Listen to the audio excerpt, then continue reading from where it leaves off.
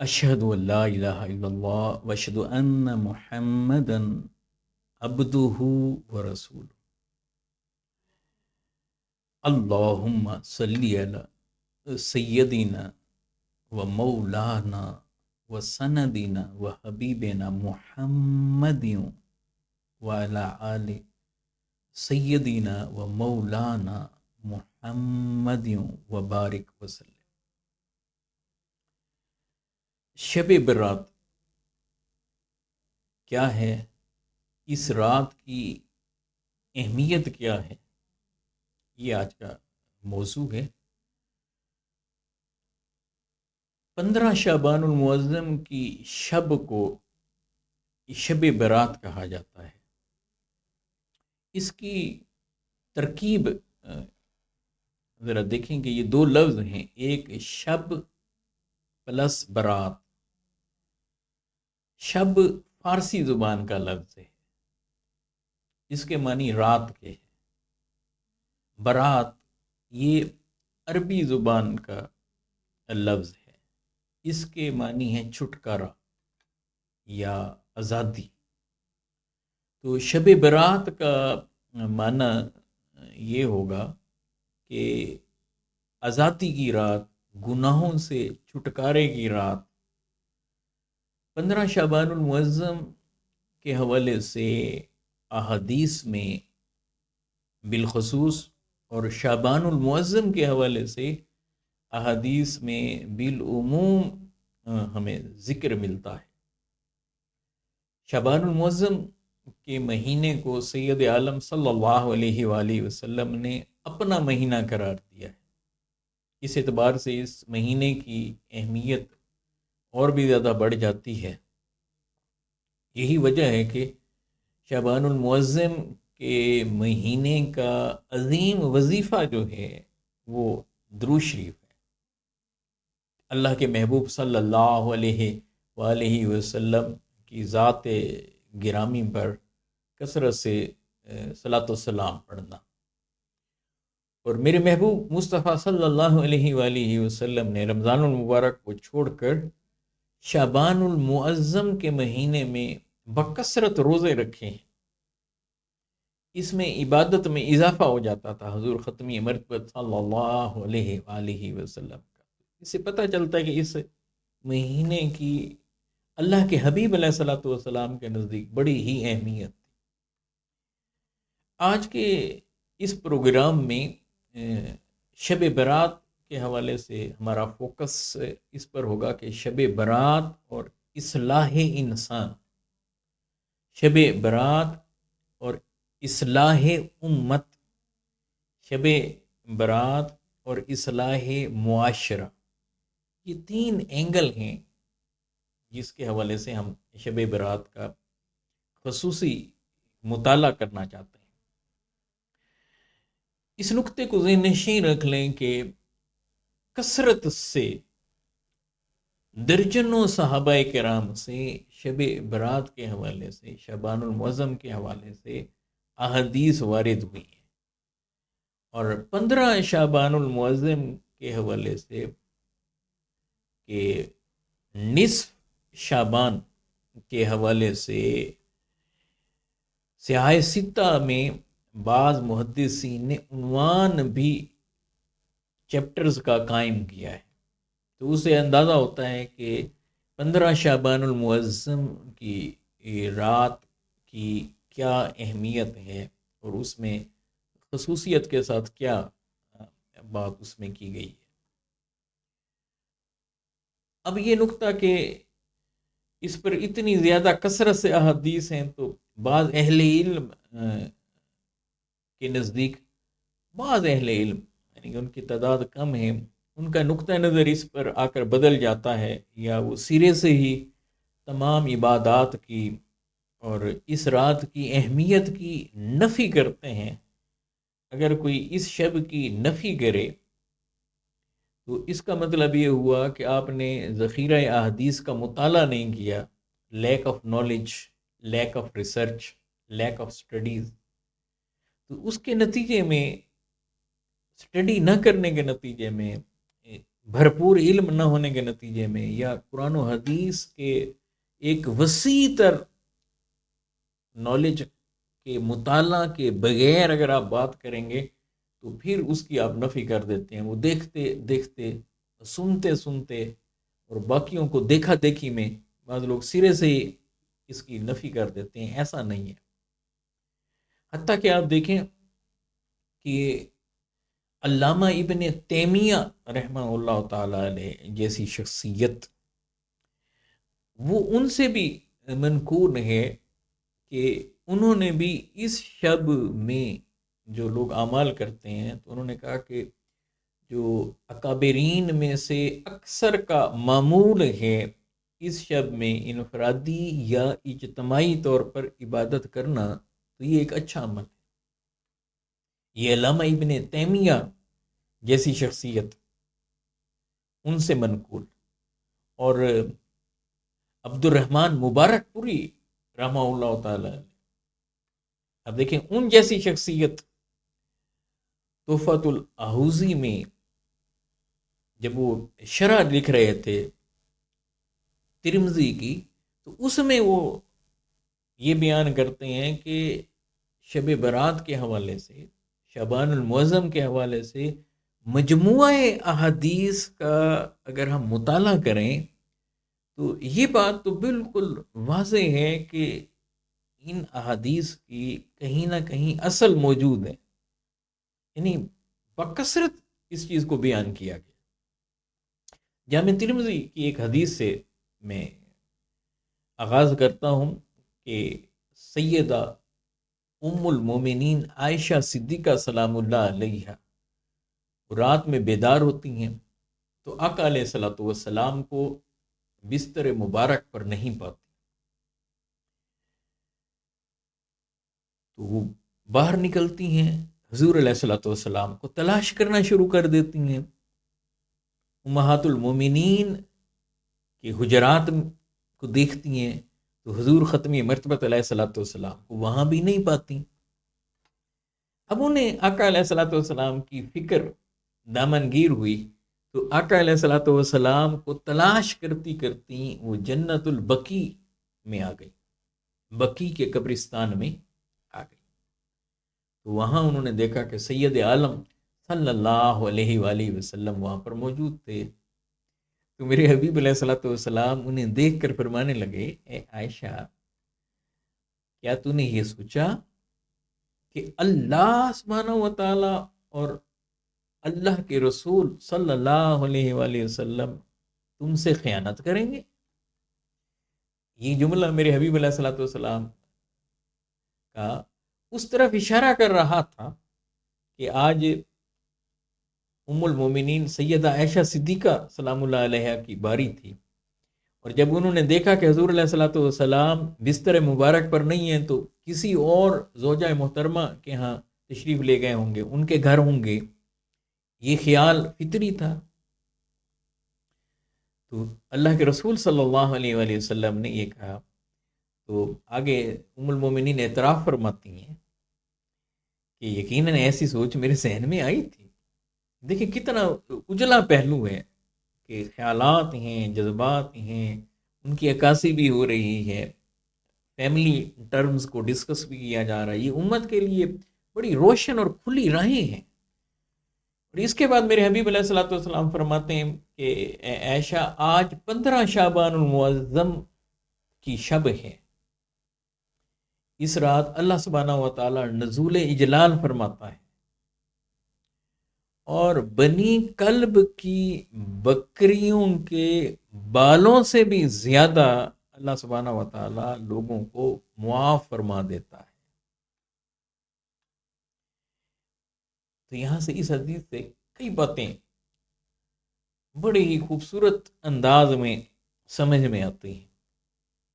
پہلا نقطہ تو یہ ذہن نشین رکھیں کہ ہر سال شعبان المعظم نے آنا ہے، ہر سال۔ تو حضور اقدس صلی اللہ علیہ وآلہ وسلم امت کی خیر خواہی اور امت کے لیے بخشش، مغفرت، برکت، رحمت کے دروازوں کو کیسے وسیع فرما رہے ہیں، ذرا دیکھیں۔ ہر سال شعبان المعظم نے آنا ہے، ہر سال 15 شعبان کی رات نے آنا ہے، ہر سال شب برات نے آنا ہے۔ تو اللہ کے حبیب علیہ الصلوۃ والسلام فرما رہے ہیں اس شب اللہ سبحانہ و تعالی بنی کلب کی بکریوں کے بالوں سے بھی زیادہ لوگوں کو آزاد فرما دیتے ہیں، معاف فرما دیتے ہیں، جہنم سے آزاد۔ تو جن کے لیے جہنم سے آزادی کا لیٹر جاری ہو رہا ہو، جن کی مغفرت کے پروانے جاری ہو رہے ہوں، جن کے لیے بخشش کے اعلانات ہو رہے ہوں، تو بتائیں کیسے خوش نصیب ہوں گے۔ اور پھر ہر سال ایسا ہوتا رہے تو ذرا اللہ سبحانہ و تعالیٰ کی رحمت کی وسعت کی طرف میرے حبیب علیہ الصلوۃ والسلام کیسے اشارہ فرما رہے ہیں کہ اس کی رحمت کتنی وسیع ہے۔ دوسرا نقطہ اس میں سے جو سمجھنے والا ہے وہ یہ کہ پلٹ پلٹ کر انسان رحمت باری تعالیٰ کا مستحق بنے۔ اس پر آگے کچھ حدیثوں میں وضاحت فرمائی ہے کہ کون لوگ ہیں جو اس شب میں بھی آ کر، 15 شعبان کی رات میں بھی آ کر، شب برات میں بھی آ کر، شعبان المعظم جیسے عظیم مہینے کو پا کر بھی بخشش و مغفرت نہیں کراتے۔ تو ان کو متنبع کرنا، ان کی توجہ کو مبذول کرانا، اس کے لیے یہاں اشارہ ملتا ہے۔ تیسرا بڑا اہم نقطہ کہ سید عالم صلی اللہ علیہ وآلہ وسلم کا اس شب میں عبادت میں مشغول ہونا، دعا کرنا، اللہ سے مانگنا، اس کی طرف اشارہ ملتا ہے کہ یہ بھی آقا علیہ الصلوۃ والسلام کی ادا ٹھہری، یہ بھی میرے محبوب علیہ الصلوۃ والسلام کی سنت بنی اور امت کے لیے آگے راہ نجات کا سبب بنی۔ ایک اور نقطہ اس میں سے یہ بھی اخذ ہوتا ہے کہ حضور اقدس صلی اللہ علیہ وآلہ وسلم اس شب میں 15 شعبان المعظم کی رات شب برات میں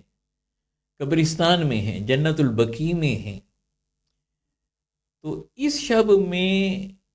قبرستان جانا بھی میرے حبیب علیہ الصلوۃ والسلام کی عطا بنی، میرے آقا علیہ الصلوۃ والسلام کی سنت بنی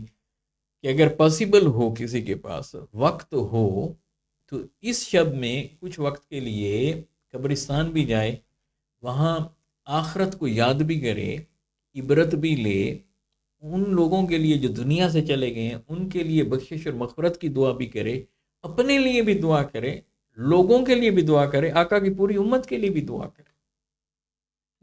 کتنے نکات ہیں جو اس میں سے مترشح ہو رہے ہیں۔ اور ایک اور نقطہ کہ حضور اقدس صلی اللہ علیہ وآلہ وسلم نے مثال میں بنی کلب کی مثال دی، کسی اور قبیلے کی مثال نہیں دی، کہا بنی کلب کے قبیلے کی بکریوں کے بالوں سے بھی زیادہ۔ ایک تو چند بکریاں ہی جمع ہو جائیں، آپ ان کے بال شمار نہیں کر سکتے، کر کے دیکھیے گا کہ ہوں گے۔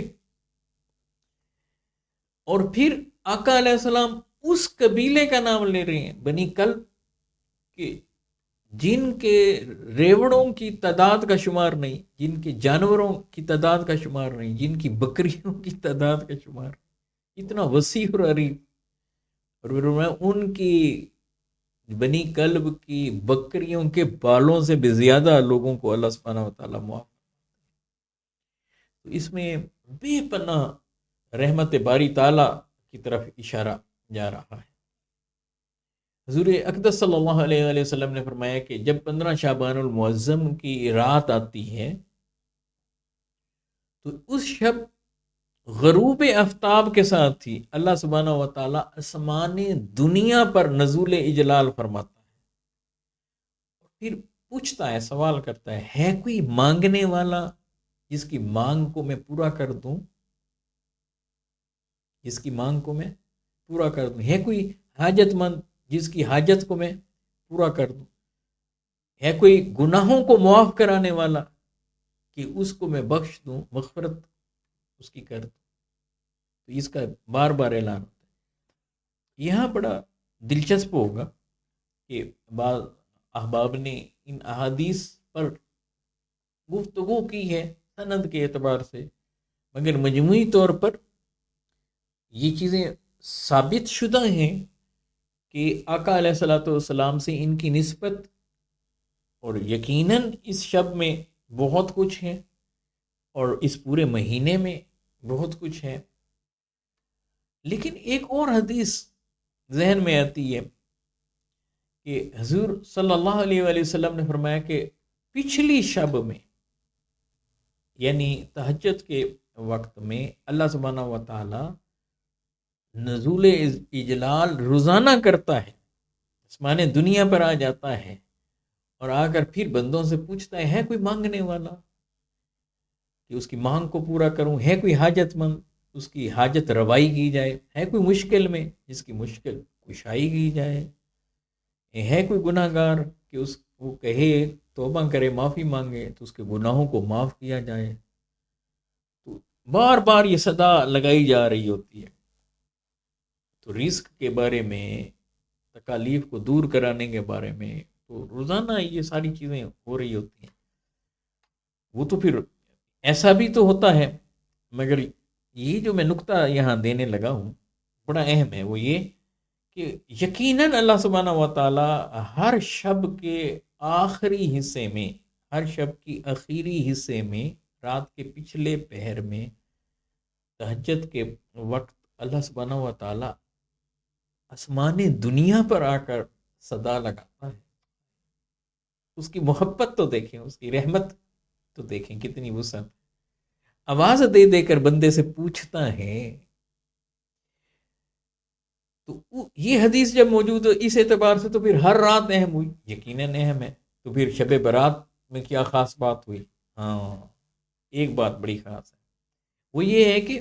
یہ جو حدیث ہے اس میں فرمایا گیا کہ ہر شب کے اخیر میں اللہ سبحانہ و تعالیٰ آسمان دنیا پر نزول اجلال کرتا ہے اور پھر صدا دیتا ہے، ندا لگاتا ہے، بندوں کو بلاتا ہے. اس کی محبت کھینچتی ہے نا، اس کی رحمت کھینچتی ہے کہ ہے کوئی مانگنے والا، اس کی جھولی کو بھرا جائے، ہے کوئی رزق کی تلاش میں اسے عطا کیا جائے، ہے کوئی بیمار آج مانگیں تو پھر اسے شفا دی جائے، صحت یابی دی جائے. یہ عمل ہو رہا ہوتا ہے کب؟ رات کے آخر میں. تو بالعموم یہ وہ وقت ہوتا ہے کہ جب انسان سو رہا ہوتا ہے، خواب خرگوش کے مزے میں ہوتا ہے، تھکے ماندے آئے ہوئے ہوتے ہیں سارے دن کے، رات کو کھانا وانا کھایا اور پھر وہ خواب غفلت کا شکار ہو جاتے ہیں، سو جاتے ہیں. وہ تو خاص خاص لوگ ہوتے ہیں، چنے ہوئے لوگ ہوتے ہیں، چنے ہوئے دل ہوتے ہیں، وہ تو بڑے اہم لوگ ہوتے ہیں، وہ بندے تو بڑے عظیم ہوتے ہیں، وہ تو اللہ والے ہوتے ہیں جو اس پہر اٹھیں، موسم کی شدتوں اور حدتوں کو سائڈ پہ رکھ دیں، نرم اور گرم بستروں کو چھوڑ دیں. اب ذرا سوچیں تو صحیح، شدید گرمیاں ہوں اور رات ٹھنڈی ہو رہی ہو اور نیند کا مزہ ہی تب آنے لگا ہو، اور اس وقت کوئی اپنے بستر کو چھوڑ کر، اس ٹھنڈک اور راحت کو چھوڑ کر اٹھے، شدید سردی ہو اور سردی کی شدت بڑھی ہوئی ہو، اور اس شدید سردی میں اس وقت کوئی لحاف سے باہر کیسے نکلے، رضائی کو کیسے چھوڑے، کمبل میں سے کوئی باہر کیسے آئے، کون ہے کہ جو آئے اور پھر شدید سردی میں پانی سے وضو کرے اور پھر اللہ کی بارگاہ میں کھڑا ہو؟ ذرا سوچیں. تو یہ تو خاص لوگ ہوئے نا جو پچھلے پہر اٹھتے ہیں اور اللہ کو منانے کی کوشش کرتے ہیں، آہوزاری کرتے ہیں، آنسو بہاتے ہیں.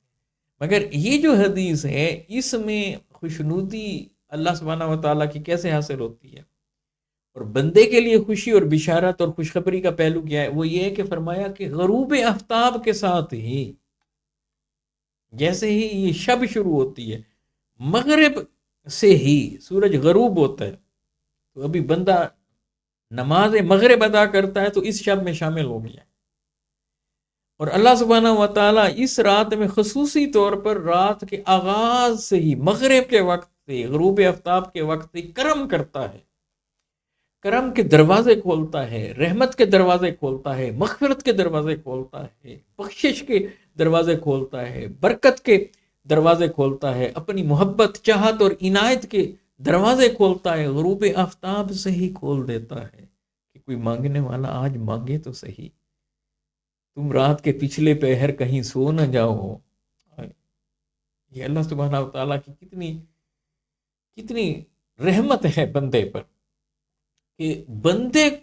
کو مغفرت کا پروانہ دینے کے لیے، بخشش کا پروانہ دینے کے لیے وہ غروب آفتاب کے وقت سے ہی اسے پکارتا ہے،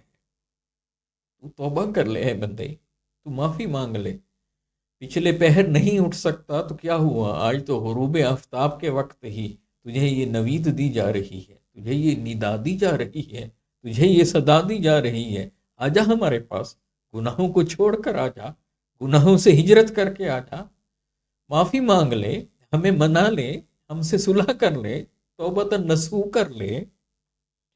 کیا خبر کہ تیرا یہ آخری شبان ہو۔ یہ وہ بنیادی فرق ہے کہ اس شب میں خاص طور پر عام لوگوں کے لیے اس میں بڑی نوید ہے، بڑا اطمینان ہے، بڑی خوشخبری ہے، بڑی بشارت ہے کہ مغرب کے ہوتے ہی اس کے لیے صدائیں لگ رہی ہیں، آوازیں آ رہی ہیں، مانگنے والوں مانگو، دینے والا دینے آیا ہے، اے مشکل میں گھرے ہوئے لوگوں مشکلیں بتاؤ، آج مشکل کشا تمہاری قربت غروب آفتاب کے ساتھ ہے۔ اے رزق کو ڈھونڈنے والوں، دنیا کے دروازوں پر گڑ گڑانے والوں، مانگنے والوں، آؤ دنیا کے دروازوں کو چھوڑ کر، دنیا داروں کے دروازوں کو چھوڑ کر آج اللہ کے دروازے پر آ جاؤ، آج اللہ سے مانگ کر تو دیکھو،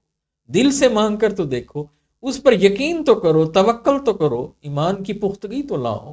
محبت تو کرو اس سے، اللہ سبحانہ و تعالیٰ، پھر دیکھو اس کی چاہت کس طرح سے تمہیں بے بہا رزق دیتی ہے، دست غیب سے رزق دیتی ہے۔ بیماروں آؤ نا، بیماریوں کو دور کراؤ، جسمانی بیماریاں ہیں کہ روحانی بیماریاں، دونوں ہی اس رات میں دور کی جاتی ہیں، کی تو ہر شب میں ہر لمحہ توبہ کے لیے اہم ہے، ہر گھڑی توبہ کے لیے اہم ہے، ہر ساتھ توبہ کے لیے اہم ہے، ہر منٹ، ہر گھنٹہ، ہر دن، ہر مہینہ، ہر سال اور ہر سانس توبہ کے لیے اہم ہے۔ مگر کچھ راتیں ہوتی ہیں اس میں برکتوں کو بڑھا دیا جاتا ہے، قبولیت کی شرح، اس کی قبولیت کی جو شرح ہے وہ بڑھ جاتی ہے۔ اب دیکھیں کہ یہاں اتنی نویدیں ہیں، اتنی بشارات ہیں، اتنی احادیث ہیں کہ ادھر بندہ مانگے اور ادھر باب قبولیت کھلتے چلے جاتے ہیں، دعائیں قبول ہو رہی ہیں۔ اور ایک حدیث میں آقا علیہ الصلوۃ والسلام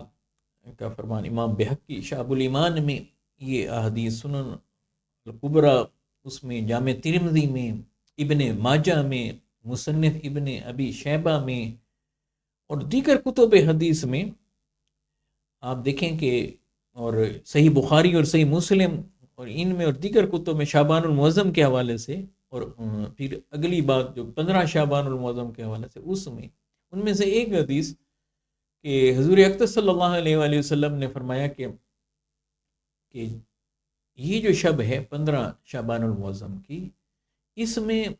بعض لوگ ایسے ہوتے ہیں کہ ان کے بارے میں موت کا فیصلہ ہو چکا ہو کہ اس سال میں انہوں نے موت کی وادی میں اترنا ہے، یعنی انہیں اگلا شعبان میسر نہیں آنا، اگلی شب برات میسر نہیں آنی، 15 شعبان کی رات میسر نہیں آنی۔ فرمایا کہ کچھ لوگوں کے بارے میں موت کے فیصلے فرشتوں کو تھما دیے جاتے ہیں، حالانکہ وہ شادی کر رہا ہوتا ہے، اس کے نتیجے میں بچے پیدا ہو رہے ہوتے ہیں، اور اسے یہ خبر بھی نہیں ہوتی کہ اس کے بارے میں موت کا پروانہ جاری ہو۔ یہاں سے بعض اہل علم نے بات کو سمجھانے کے لیے، لوگوں کو سمجھانے کے لیے کہا کہ یہ رات بجٹ کی رات، جیسے بجٹ میں نیکسٹ ایئر کے لیے آپ پلاننگ کرتے ہیں اور بتاتے ہیں کہ یہ کرنا ہے ہم نے، تو ایسے ہی نیکسٹ ایئر کے جو امور ہوتے ہیں ان کو اللہ سبحانہ و تعالی ملائکہ کے سپرد کرتے ہیں۔ اچھا، اس نقطے کو بھی سمجھیے، یہ بڑا دلچسپ نقطہ ہے۔ تقدیر کے فیصلے ہو چکے، وہ پہلے سے ہی ان کو پلان کر لیا گیا، لکھ دیا گیا۔ اب موضوع ہی اور ہے، لیکن جو بھی تقدیر کے حوالے سے پوائنٹ آف ویو ہے، حقیقی پوائنٹ آف ویو، قرآنی اور نبوی پوائنٹ آف ویو، اس حوالے سے میں بات کر رہا ہوں، تو وہ تو پہلے سے ہو چکے، تو وہاں سے ملائکہ کے سپرد معاملات اس شب میں کیے جاتے ہیں جو اگلے سال والے ہوتے ہیں، یعنی ہر سال جس کے لیے جتنا رزق لکھا ہوتا ہے، جس کے لیے شادی لکھی ہے، جن کے یہاں اولاد ہونی ہے، جسے جو کچھ ملنا ہوتا ہے یا موت کا معاملہ ہوتا ہے، وہ معاملات اب اللہ سبحانہ و تعالیٰ متعلقہ ملائکہ کے سپرد کرتے ہیں. یعنی یہ امور کے فیصلوں کا پروانہ ان کو دیا جاتا ہے کہ جنہوں نے ظاہری طور پر اس پر عمل کرنا ہوتا ہے. ذرا آپ سوچیں نا کہ ہوا چلانے والا فرشتہ، ٹھیک ہے، وہ اس معاملہ اس کے سپرد کیا جاتا ہے. اب یہ کام کرنا ہے، بادل، بارشیں، رزق، وہ ان کے ذمہ لگایا جاتا ہے. جناب میکائیل علیہ السلام کے سپرد معاملات ہو رہے ہیں. کسی نے مرنا ہے تو جناب اسرائیل علیہ الصلوۃ والسلام ان کے سپرد وہ معاملات ہو رہے ہیں ان کے معاملے میں. یعنی ایک چیز ہے تقدیر، وہ بھی موجود ہے، اس کا پورا فیکٹر اپنی جگہ پر کار فرما ہے، لیکن وہاں سے اگلے سال کے لیے جو معاملات ہوتے ہیں وہ ان ملائکہ کے سپرد کیے جا رہے ہیں، تو وہ اس شب میں کیے جا رہے ہیں. اس لیے کہا کہ جب آپ کے بارے میں معاملات ہوں، اللہ سبحانہ و تعالیٰ ان چیزوں کو ملائکہ کے سپرد کرنے لگے، تو اس وقت عاجزی میں دیکھیں، انکساری میں دیکھیں، قیام میں، رکوع میں، سجود میں ہاتھ اٹھے ہوئے ہوں، جھولیاں پھیلی ہوئی ہوں، بندہ مانگ رہا ہو، اللہ سبحانہ و تعالیٰ کو رحم آ جائے تو اپنی ہی لکھی ہوئی تقدیر کو بدل دے گا، اپنے ہی فیصلوں کے بارے میں اور بہت ساری چیزیں کر سکتے. مالک ہے نا. تو یہ ادھر بھی راغب کیا گیا اس نسبت سے بھی. ہاں، ایک چیز جو سمجھنے والی ہے، وہ کچھ لوگوں کے بارے میں حدیث میں یہ بھی آیا کہ اس شب میں بھی جب رحمت خداوندی برس رہی ہوتی ہے، جب مغفرت کے اعلان ہو چکے ہوتے ہیں، جب بخشش کے پروانے جاری کیے جا رہے ہوتے ہیں، جب برکتیں اتر رہی ہوتی ہیں، اتنا سب کچھ ایسا سما، ذرا چشم تصور میں لائے نا، ایسا منظر کہ برکتیں آ رہی ہیں، مغفرتیں آ رہی ہیں، رحمتیں، بخششیں، عطاؤں کے دروازے کھلے ہوئے ہیں، ثمرات تقسیم ہو رہے ہیں، انعامات جاری کیے جا رہے ہیں. اس مرحلے پر بھی کوئی ان میں سے اپنے دامن کو خالی رکھے اور اپنی جھولی نہ بھر سکے، اس اترتی رحمت کو پا نہ سکے، تو کہا کہ کچھ ایسے بد نصیب بھی. تو ان کا ذکر ہوا کہ سب سے پہلا شخص مشرک، جو شرک کرتا ہے، تو اس کے لیے اس شب کی فیوز و برکات کہا کہ نہیں ہے. یعنی وہ اس شب کی فیوزات و برکات کو پا نہیں سکتا، حاصل نہیں کر سکتا. والدین کا نہ فرمان، جادو کرنے والا، جادوگر، تکبر کرنے والا، متکبر، چغلی اور غیبت کرنے والا، یہ شخص، کینہ رکھنے والا، جس کے سینے میں کینہ ہو. بلکہ حدیث کے اندر یہ دو جگہوں پر اس کا خاص طور پر ذکر کیا. کسی کو قتل کرنے والا، ایک حدیث میں کہ جس شخص نے شرک کیا اور کینہ رکھتا ہے اپنے اندر، کہا کہ وہ محروم رہتا ہے اس راہ سے. ایک حدیث کے الفاظ کہ جو قتل کرے کسی کو اور اس کے سینے میں کینہ ہو تو وہ بھی اس شب میں محروم رہتا ہے. تو آپ اندازہ لگا لیں کہ کینہ کس طرح کی چیز ہے. شراب پینے والا، زنا، یعنی یہ وہ چیزیں ہیں، بدکاری اور زنا کرنے والا. یہ اس طرح کے جو معاملات ہیں، انہیں آپ یوں سمجھ لیں گناہ کبیرہ ہیں، بڑے بڑے گناہ ہیں. ان کے بارے میں فارمولہ یہ ہے کہ جب تک یہ شخص توبہ نہ کر لے، اگر یہ اس شب توبہ کر لے، اور یہ رات ہے بھی خاص اس لیے بھی تو ہے توبہ کرنے، ادھر یہ توبہ کرے تو ساری رحمتوں کا مستحق ہو جاتا ہے، ساری برکتوں کا مستحق ہو جاتا ہے. اس کا مطلب یہ ہے کہ جو نان مسلم ہیں وہ ایمان لائیں، جو اللہ سبحانہ و تعالیٰ اور اس کے محبوب علیہ الصلوۃ والسلام کو نہیں مانتے، اللہ سبحانہ و تعالیٰ کو وحدہ لا شریک نہیں مانتے، حضور اقدس صلی اللہ علیہ وآلہ وسلم کو آخری نبی نہیں مانتے، ختم نبوت پر ان کا کامل یقین نہیں ہے، انہیں چاہیے کہ ایمان لائیں، شرک سے بیزاری کا اعلان کریں، ترک کر دیں، شرک کو ترک کر دیں. تو یہ ان کی توبہ ہے. تو ان کے لیے پچھلے گناہ معاف، آگے کی برکتوں کے ثمرات ان کے لیے۔ جو ایمان والے ہیں ان میں گناہ کبیرہ ہیں، جو ان کی پرسنالٹی کو داغدار کر رہے ہیں، ان لوگوں کو چاہیے کہ فوراً توبہ کریں، والدین کے قدموں میں چلے جائیں، معافی مانگ لیں، کینہ ہے اسے ختم کریں، تکبر کو ختم کریں، حسد بغض انہیں ختم کریں، چغلی کو بس توبہ کر لیں، اب نہیں کرنی، ہم نے غیبت نہیں کرنی۔ یہ کانشیسلی یہ چیزیں ہوتی ہیں، بالکل آپ پوری طرح سے سوچ لیں گے تو جب یہ چیزیں ہوں گی تو پھر اس کے بعد برکات کے پھر دروازے پھر کھلتے ہیں، اللہ تعالیٰ کی طرف رجوع کرنے کے دروازے پھر کھلتے ہیں۔ پھر وہ جو اللہ سبحانہ و تعالیٰ نے رحمتیں اور برکتیں انسان کے لیے دینے کا معاملہ فرمایا ہے، فیصلہ فرمایا اور آسمان دنیا پر آ کر عطا فرما رہا ہے، وہ ساروں کا بندہ مستحق بنتا ہے۔ اگر ایسا نہیں ہے تو پھر یہ ساری چیزیں بھی جاتی رہتی ہیں۔ اللہ سبحانہ و تعالیٰ ہمیں شب برات کی فیوز برکات کا مستحق بنائے، ہماری دعاؤں کو شرف قبولیت عطا فرمائے، ہماری عبادتوں کو اللہ سبحانہ و تعالیٰ قبول فرمائے، ہماری غلطیوں کو معاف فرمائے، ہمارے گناہوں کو معاف فرمائے، ایک دوسرے کی کیئر کرنے کی ہمیں توفیق عطا فرمائے، انسانوں سے محبت کرنے کی توفیق عطا فرمائے، تاکہ کوئی نان مسلم بھی ہے اس کے لیے بھی نرم دل بنے، اس تک ایمان کی دولت کو پہنچائیں، دعوت دیں اسے،